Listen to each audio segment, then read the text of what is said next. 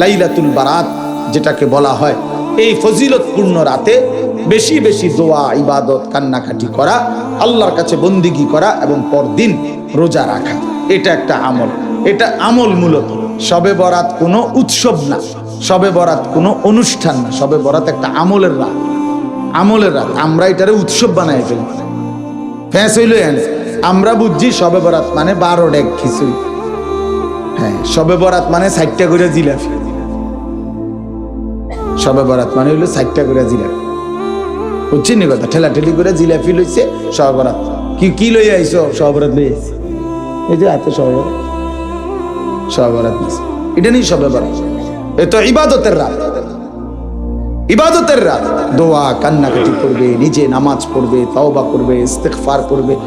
এই জন্য শবে বরাত এই আগামী শুক্রবার দিবাগত রাতে, এমন সময় লাইলাতুন নিসফে মিন শাবান। এজন্য ওই দিন নিজে নিজে যত বেশি সম্ভব যার যে দূর শরীরে কুলায় ইবাদত করবেন, পরের দিন রোজা রাখবেন। তাহলে এই মাসে হলো এই 3টা আমল বড় দাগে। একটা হলো দোয়া বেশি করা রমজানের জন্য, 2 নাম্বার হলো কিছু নফল রোজা রাখা, আর 3 নাম্বার হলো শবে বরাত রাত্রি জেগে ইবাদত করা, দিনের বেলা রোজা রাখা।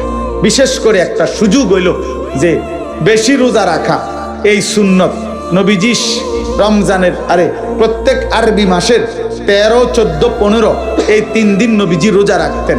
এটা একটা সুন্নত। আবার শবে বরাত এই 3টা একসাথে মিলানো যায়। কেউ যদি এই 13, 14, 15 শাবানের, অর্থাৎ আগামী বুধ, বৃহস্পতিবার, শুক্রবার, শনিবার, এই সপ্তাহ, এই সামনের বৃহস্পতি, শুক্র, শনি এই 3 দিন রোজা রাখার চেষ্টা করেন। তাহলে 3টা জিনিস লাভ হইব। এক, যে এক নবীজি যে এই মাসে একটু বেশি রোজা রাখতেন, নফল রোজা, তামনো 3টা রাখছেন, এইটা একটা। 2, নবীজি আরবি চাঁদের 13, 14, 15 এই 3 দিন রোজা রাখতেন সব সময়। তো এইটাও এই 3 দিন। আবার শবে বরাতের জন্য নবীজি যে একটা রোজা রাখতেন, এইটাও এই 3 দিনের শেষ দিন। মানে 3 in 1। বুঝছেন না কথা? একের ভিতরে 3 আছে, অর্থাৎ আপনি সবটা আদায় হবে। এই জন্য মা বোনরাও আমি অনুরোধ করছি, মা বোনদেরকে একটা তো শক্ত কথা বলছি, অনেকটা ভালো কথা কইলাম, যে নফল রোজা রাখেন, হ্যাঁ, শবে বরাতের জন্য এবং নফল রোজার জন্য আগামী বৃহস্পতি, শুক্র, শনিবার এই 3 দিন রোজা রাখার চেষ্টা করেন। আর রমজান উপলক্ষে ইনশাআল্লাহ নিজেকে প্রস্তুত করে গুনাহ থেকে বাঁচবার সিদ্ধান্ত নেন, ইবাদত আমলের ফিকির করেন, বলেন ইনশাআল্লাহ। এই জন্য আপনাদের কাছে আমার অনুরোধ, নওজোয়ান ভাই তোমাদের কাছেও, রমজানকে সামনে রেখে আমরা প্রস্তুতি নেই ইবাদতের জন্য, আখিরাতের জন্য, নিজেকে জাহান্নাম থেকে বাঁচাবার জন্য, জান্নাতি হওয়ার জন্য।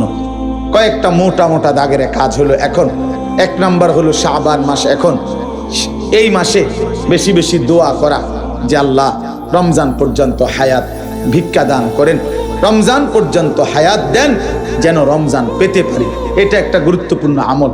আল্লাহুম্মা বারিক লানা ফি রাজাব ওয়া শাবান ওয়া বাল্লিগনা রমাদান, এটা পড়তে থাকা। অথবা বাংলায় বলেন যে আল্লাহ রমজান পর্যন্ত হায়াত দেন, রমজান পর্যন্ত হায়াত দেন। 2 নাম্বার হলো এই শাবান মাসে, মানে এই মাসে নবী সাল্লাল্লাহু আলাইহি সাল্লাম নফল রোজা রাখতেন বেশি। এজন্য উচিত নবী সাল্লাল্লাহু আলাইহি সাল্লামের এই সুন্নাতের অনুসরণে যাদেরই সুযোগ হয় 3টা, 4টা, 5টা রোজা রাখা, তাইলে এটা একটা মোবারক আমল। নবীজি সাল্লাল্লাহু আলাইহি সাল্লাম বলছেন রমজানের সম্মানার্থে তিনি এই নফল রোজাগুলো রাখতেন। আল্লাহ তাআলা আলাদাভাবে দেখেন, কোম্পানি, দোকানদার, ব্যবসায়ী সিজনে অতিরিক্ত মাল উঠায়। সিজনে এখন কাপড় চোপড় বেচা হবে অনেক, এই জন্য ব্যবসায়ী স্বাভাবিক সারা বছরের চাইতে আরো 40 লাখ টাকার মাল বেশি উঠাইছে, আরো 30 লাখ টাকার মাল কি উঠাইছে বেশি। রব্বুল আলামিন আল্লাহ তাআলা বলতেছে, বান্দা রমজানে আমি আমার বেশি বান্দারে মাফ করি, রমজানে আমি জান্নাত বেশি দেই, রমজানে আমি জাহান্নাম থেকে মাফ বেশি করি। এজন্য এটা আমার আখিরাতের সিজন। এজন্য সারা বছরের আমলের সাথে অতিরিক্ত আরো আমল আমি এই রমজান উপলক্ষে যোগ দিলাম। ইফতার এটা ইবাদত। সারা বছর এটা আসিল হুদা বুট মুড়ি, এখন এটা ইবাদত। রমজানে এটা হুদা বুট মুড়ি না, না, ইফতার এটা কি ইবাদত। সাহারি, রাত্রে সেহরি খাওয়া, এটা শুধু বাদগোস্ত না, না, এটা কি ইবাদত। তাসাহহারু ফাইন্না ফিস সাহুরে বারাকা। নবীজি বলছে সেহরি খাও, এক ডুব পানি হলেও খাও, কেননা সাহরির মধ্যেই বরকত আছে। তাইলে বরকত এটা ইবাদত। তাহলে ইফতার অতিরিক্ত দিলাম ইবাদত, সাহরি অতিরিক্ত ইবাদত, 20 রাকাত পূর্ণ তারাবি অতিরিক্ত ইবাদত, ঠিক কিনা বলেন? রমজান শেষ দশকে শেষ 10 দিনের এতেকাফ অতিরিক্ত ইবাদত, শবে কদরের তালাশ শেষ বেজর রাত্রিগুলোতে অতিরিক্ত ইবাদত। তাহলে কম্প আরো তো আছে, কিন্তু মোটা দাগে 5টা। মোটা দাগে নতুন ইবাদত কয়টা? ইফতার, সাহরি, তারাবি, এরপরে এতেকাফ, এরপরে শবে কদর। শবে কদরের আল্লাহ বলছেন আমি আরো অতিরিক্ত মাল উঠাইলাম। রমজান উপলক্ষে আরো অতিরিক্ত কি উঠাইলাম? আরো মাল উঠাইলাম, আরো ইবাদত উঠাইলাম লগে। আগের গুলো তো আছেই, আগের গুলো তো আছেই, যে সমস্ত গুনাহ বর্জন করা, এটা আগের হুকুম। হ্যাঁ, 5 ওয়াক্ত নামাজ পড়া, এ তো আগের হুকুম। যাকাত দেওয়া, এ তো সারা বছরের হুকুম। তো এটা তো আছেই, আরো অতিরিক্ত ইবাদত সুযোগ দিলাম। এরপরে আল্লাহ তাআলা বলেন, আমরা যদি জিজ্ঞাসা করি আগের আমল আরো নতুন আমল দিলেন বাড়াই আরো, এটা তো বুঝলাম, কিন্তু পুরস্কার দিবেন কেমন? বিনিময় নেকি দিবেন কেমন? আল্লাহ বলছে হ দেখো, শোনো, এইটাও তোমার ভাল লাগেনি, শোনো। আল্লাহ বলেন প্রতিটা নফলকে আমি ফরজ বানিয়ে দিলাম, প্রতিটা ফরজ 70টা ফরজের সমান করে দিলাম। 70টা ফরজ, প্রথম দশক রহমত বানিয়ে দিলাম, মাঝখানের দশক মাগফিরাত বানিয়ে দিলাম, শেষের দশক জাহান্নাম থেকে মুক্তির ফয়সালা দিয়ে দিলাম। হ্যাঁ, এরপরে আল্লাহর নবী সাল্লাল্লাহু আলাইহি ওয়াসাল্লাম বলেন মান ফাত্তারা ফীহি সাইমান কানা লাহু মাগফিরাতান লিযুনুবিহি ওয়া ইতকা রাকাবাতিহি মিনান নার ওয়া কানা লাহু মিসলু আজরিহি।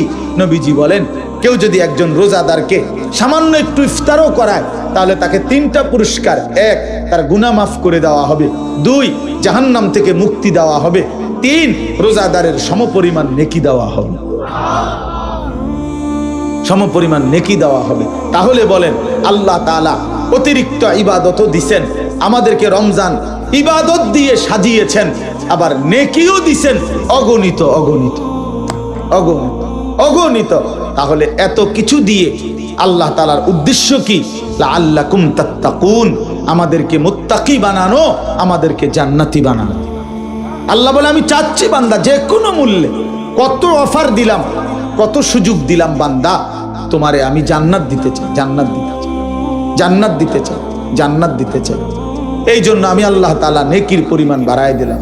একটা মাস কদর করো, গুনাহ ছেড়ে দাও, আমি আল্লাহ তোমার নেকির পরিমাণ বাড়িয়ে দেব। প্রত্যেকটা কদম কদম নেকি দান করো। দেখেন সারা বছর মানুষের নেকি লেখে এই ডান কাদের ফেরেশতা, গুনাহ লেখে বাম কাদের ফেরেশতা। যখনই রমজানের চাঁদ ওঠে আল্লাহ তাআলা বলে ফেরেশতা ডান কাদের, এক বন্ধু তুমি হলো বেটা, তুমি আর লিখবা না, এই ফেরেশতা এখন আর তুমি লিখবা না, এই পুরা রমজান আমার বান্দার প্রতিটা নেকি আমি আল্লাহ লিখবো। আনা আজিজি বিহি, আনা আজিজি, আমি দেব বেটা, আমি দেব, আমি দেব। রোজার বিনিময় আমি দেব, আমার বান্দার রমজানের বিনিময় আমি দেব, এগুলো আমি লিখব। আর আরেক হাদিস হলো আনা উজজা বিহি, আনা উজজা বিহি। অর্থ কি? অর্থ হইল বাগিনারে নিয়া মামা, মনে করেন মামার খেতে 10 জন মানুষ কাজ করছে, তো সন্ধ্যাবেলায় বাগিনারে হাতে ধইরা মামা ওই 10 জনেরে মজুরি দিতে আছে 500 টাকা করে। তো সবাই 500 টাকা করে দিয়ে বিদায় করে দিছে। এখন বাগিনার মনটা খারাপ, তো মামা বলতেছে কি ব্যাপার ভাগিনা, মনটা খারাপ কা? হ্যাঁ, দেখছি তো।